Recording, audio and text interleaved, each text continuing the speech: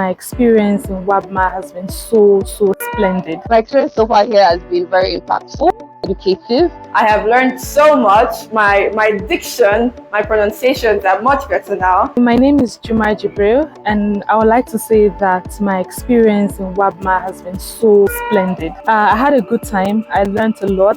It's something I would really want to experience over and over again. I enjoyed my stay here, and when I go back, I'm very sure that I would practice the things that I have learned. So thank you, WABMA, for this experience, and it's been really amazing. And then, meeting with people from different backgrounds, you just come in that space where you get to learn about other people.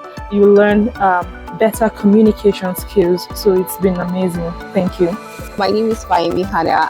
My experience so far here has been very impactful, educative. I came to WABMA for the basic presentation and basic journalism courses, and both of them were very effective.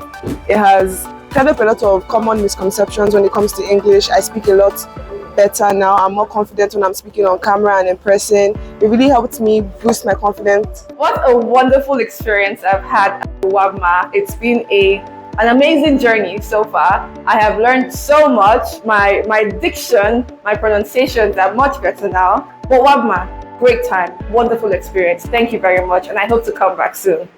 Thank you.